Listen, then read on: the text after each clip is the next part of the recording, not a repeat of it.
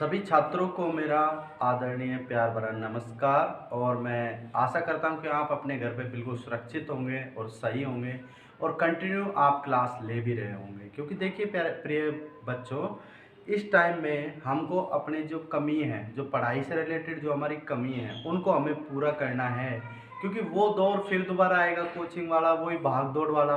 तो हम क्या है, एक भीड़ में भागते रहते हैं, तो हमारी कमियों के ऊपर हमारा ध्यान नहीं जाता है कि जो हमारी कमी है उनको अब हम नोट करेंगे और उनको पूरा करने का प्रयास करेंगे। क्योंकि जब तक आपकी कमी पूरी नहीं होगी तब तक आपको सफलता नहीं मिलेगी। ठीक है, तो आप देखिए, जैसे कि मैं प्रकाश सोगत अपने यूट्यूब चैनल स्टडी पॉइंट प्रकाश सोगत पर आपके लिए कंटिन्यू मैथ की, रीजनिंग की और जीके क्लास लेके आ रहा हूँ।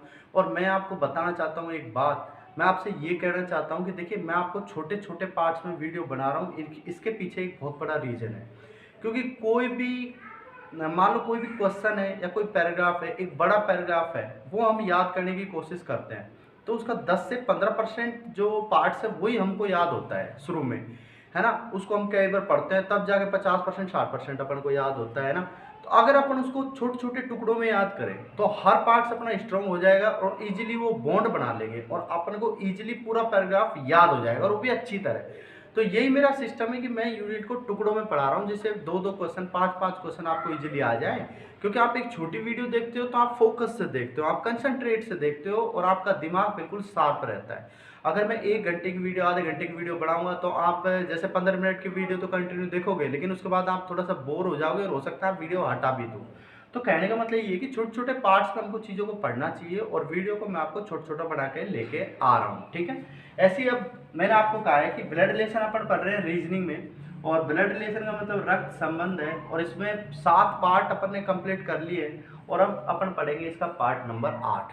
देखिए बच्चों, पार्ट नंबर 8 जो है ये बहुत ज़्यादा महत्वपूर्ण है एग्जाम के दृष्टिकोण से, क्योंकि इसका क्वेश्चन एग्जाम में आता ही आता है और इसका नाम है इशारे वाले प्रश्न। इशारे वाले प्रश्न देखिए, अगर आपको समझ में आ गए तो जो ट्रिक मैं आपको बताऊं उससे कैसा भी सवाल 3 सेकंड के अंदर अंदर सॉल्व हो जाएगा। ठीक है, तो आप ध्यान से देखते रहिए कि किस ट्रिक से मैं आपको बताता हूँ। वही 3 लाइनों से सॉल्व करेंगे। मैंने कहा था कि उन 3 लाइनों से बाहर कोई सवाल है ही नहीं, तो नहीं है। ठीक है, अब देखिए, मैं इशारे वाले सवाल आपको कराने के लिए एक सवाल मुझे लिखना पड़ेगा। साधारण सा सवाल लिखूंगा शुरू में, धीरे धीरे सवालों का लेवल हाई होएगा।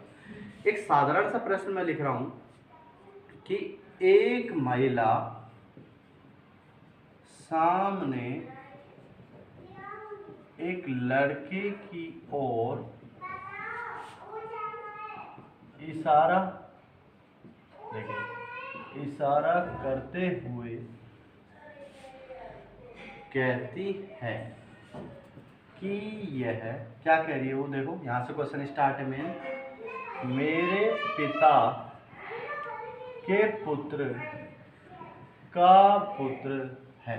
ठीक है, तो मैं इस लड़के से क्या रिश्ता रखती हूँ। मान लो ये क्वेश्चन अपन को मिला। ए ऑप्शन है बहन, बी ऑप्शन है माता, सी ऑप्शन है बुआ और डी ऑप्शन अपन को मिला बच्चों इनमें से कोई। अब देखिए, एक जनरल सी बात मैं आपको बताना चाहता हूँ। मैं आपको ये बताना चाहता हूँ कि ये क्वेश्चन जैसे कई बच्चों ने देखा है तो सोच रहे होंगे सर बहुत सरल सवाल है और इसको हम सोच के भी सोल्व कर सकते हैं। बिल्कुल, मैं तो मना कर ही नहीं रहा, आप इसको सोच के भी सोल्व कर सकते हैं। लेकिन हर सवाल सरल ना थोड़ी होगा, और हर सवाल आपको यहाँ पे तो सरल मैंने लिया है क्योंकि मैं स्टार्ट कर रहा हूँ, और ज़रूरी ना थोड़ी कि हर सवाल में आप सोच के सोल्व कर सकते हैं। तो तरीका ऐसा होना चाहिए, चाहे सरल सवाल हो चाहे कठिन सवाल हो, जल्दी से जल्दी सोल्व हो जाए। तो देखिए, सवाल तो सरल है, मैं खुद कह रहा हूँ, इसको आप सोच के भी सोल्व कर सकते हो, ये भी बात सही है। लेकिन ये सिखाने का एक तरीका है, इसलिए मैं सरल सवाल से शुरू कर रहा हूँ। आई बात समझ में? ठीक है, सवाल सरल हो कठिन हो, तरीका ऐसा, उससे सारे सवाल सरल बन जाएंगे। तो हम सीखेंगे पहले सरल सवाल से। अब देखिए, एक महिला, तो देखिए एक महिला बोला गया तो हमने एक महिला, देखिए सिंपल तरीके से मैं आपको सिखा रहा हूँ। एक महिला ली, सामने एक लड़के की ओर इशारा कर रही है, तो ऐसे तीर करके सामने हमने एक लड़का ले लिया। किससे ले लिया? प्लस से ले लिया। ये जो तीर है ये शो कर रहा है इशारा। इशारे का मतलब होता है जैसे मैं किसी की ओर भी हाथ करूं, जैसे मैंने इसके ओर हाथ किया तो मैं इशारा ही तो कर रहा हूँ ना भाई। तो इशारे से जो इशारा कर रहा है कौन कर रही है, महिला, और सामने किसकी ओर कर रही है, लड़के की ओर। अब ये महिला क्या करेगी, इस लड़के को खुद से जोड़ेगी, ठीक है। अब ये महिला इस लड़के को कैसे जोड़ सकती है, आप मुझे बताओ भाई। रिश्ते के थ्रू ही तो जोड़ सकती है। ये महिला जोड़ सकती है अपने पिता से, भाई से, माँ से, बहन से, मौसा से, मामा से, मामी से, किसी से भी जोड़ सकती है। तो ये महिला जैसे जैसे बोलेगी, यहाँ से ये बोलेगी, वैसे वैसे मैं रिश्ते बनाता जाऊँगा, ठीक है। अब देखिए, एक महिला सामने एक लड़के की ओर इशारा करते हुए कहती है कि यह, अब ये बोल रही है महिला, तो महिला की सुनो आप। महिला कैसे जोड़ेगी इसको, महिला कह रही है कि यह जो है मेरे पिता, सबसे पहले उसने पिता बोला, तो पिता बनाओ आप। एक एक रिश्ता आपको बनाना पड़ेगा, बना दिया पिता। फिर बोला पिता के पुत्र, तो इस पिता का पुत्र बनाओ, तो इस पिता का पुत्र हो गया महिला का भाई, हो गया ना भाई। महिला ने बोला मेरे पिता, तो हमने इसका पिता बनाया। पिता के पुत्र, तो इस पिता का पुत्र बना दिया।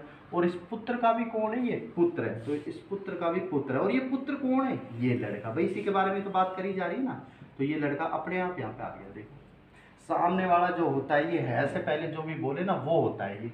ये लड़का जो है ये पुत्र है, ये लास्ट का, तो ये पुत्र हो गया ये। दोबारा देखो, महिला ने कहा लड़के की ओर इशारा करते हुए कि यह जो है लड़का मेरे पिता के पुत्र का पुत्र है। मतलब यहाँ आ गया लड़का, अपने आप कनेक्ट हो जाता है, टेंशन की बात ही नहीं है। अब ये महिला क्या लग रही है, देखो ये जो लड़का है ये इससे चलेंगे, तो ये जो लड़का है इसका ये तो हो गया पिता, और पिता की बहन कौन लगती है, बुआ। आई बात समझ में, क्या आंसर आएगा इस सवाल का, बुआ। क्या आंसर आएगा, ठीक है। तो सरल सवाल हमने इजीली सोल्व कर लिया, आपके समझ में आ गया होगा। अब देखिए मैं इससे अच्छे लेवल का सवाल देता हूँ, और अगला धीरे धीरे लेवल अपना बढ़ता जाएगा। जैसा कि मैंने आपसे कहा था कि मैं हर तरह के सवाल आपको सोल्व कराऊंगा, चाहे वो सरल हो चाहे कठिन हो। आपका इसी ट्रिक से 3 सेकंड के अंदर सोल्व हो जाएगा, मेरी गारंटी है। देखिए अगला सवाल, एक पुरुष सामने एक महिला की ओर इशारा करते हुए कहता है कि यह मेरी पत्नी के दादा, ठीक है, के इकलौते पुत्र की पुत्री है, ठीक है। तब वह महिला व्यक्ति की क्या लगी, ठीक है, ये सवाल है। अब देखिए ऑप्शन आपके पास, ए ऑप्शन है बहन, बी ऑप्शन है माता, सी ऑप्शन है तय नहीं कर सकते, और डी ऑप्शन अपने पास है इनमें से कोई नहीं, ठीक है। अब इस क्वेश्चन को हम सॉल्व करते हैं और देखते हैं हमारा आंसर क्या आता है। तो आप ध्यान से देखिए इस क्वेश्चन को। ये क्वेश्चन अगर आपके समझ में आ गया तो मैं गारंटी ले रहा हूँ कोई भी क्वेश्चन आपसे इजीली 3 सेकंड में सॉल्व हो जाएगा। तो देखिए इसने बोला एक पुरुष, तो आप एक पुरुष बना दीजिए और लिख दीजिए पुरुष है, कोई दिक्कत नहीं है, लिखने से कोई दिक्कत नहीं है। सामने एक महिला, तो सामने आप एक महिला बना दीजिए, ठीक है। अब ये पुरुष क्या करेगा, ये पुरुष कुछ रिश्ते के थ्रू इस महिला को जोड़ेगा। ये पुरुष जैसे जैसे रिश्ता बोलेगा, मेरे पिता, मेरा भाई, मेरी बहन, मेरी बुआ, हम वैसे बढ़ा देंगे क्योंकि हमको लाइनों का पता है, ठीक है। तो व्यक्ति ने सबसे पहले बोला कि मेरी पत्नी, बोला यह जो है मेरी पत्नी, तो सबसे पहले इसकी पत्नी बना, ये बना दी ना भाई पत्नी। पत्नी के दादा, तो पत्नी का दादा बनाने के लिए पत्नी का पापा और पापा का पापा, बना दिया पत्नी का दादा। लिखो तो लिखो, नहीं लिखो तो भी कोई दिक्कत नहीं है। दादा के इकलौते पुत्र, इस दादा का इकलौता पुत्र है ये आदमी, ये हो गया इकलौता। कौन हो गया इकलौता, ये हो गया इकलौता। ध्यान रखना, हर एक वर्ड पे ध्यान देना। इस इकलौते पुत्र की कौन है, पुत्री है। अब इकलौती नहीं बोला, इकलौती नहीं बोला, इस इकलौते पुत्र की पुत्री। अब इकलौता तो ये है और इसकी पुत्री है, तो ये भी हो सकती है, यानी कि ये महिला ये भी हो सकती है। और इकलौती नहीं बोला तो ये दूसरी महिला भी हो सकती है यहाँ पे, यानी कि इसकी दूसरी लड़की भी हो सकती है, क्योंकि इसने बोला कि मेरी पत्नी के दादा के इकलौते पुत्र की पुत्री है। अब ये इसके सामने इसकी साली भी तो खड़ी हो सकती है, नहीं हो सकती क्या, और इसकी पत्नी भी खड़ी हो सकती है, दोनों इंडिकेट कर रहे हैं, क्योंकि यहाँ पे इकलौता पुत्र इसका पिता है और पिता की ये पुत्री है, तो यहाँ खड़ी हो सकती है इसकी पत्नी, और सामने खड़ी हो सकती है इसकी साली, यानी कि ये महिला अगर यहाँ आई तो इसकी पत्नी लगेगी और यहाँ आई तो इसकी क्या लगेगी, साली। क्योंकि ये महिला जो है ये इकलौती नहीं है, अगर ये इकलौती होती ना तो इस आदमी की ये यहीं आती, पत्नी आती इसकी। लेकिन ये महिला जब इस आदमी की पुत्री है तो पत्नी भी हो सकती है और साली भी हो सकती है, तो इसका उत्तर अपना आएगा पत्नी या साली।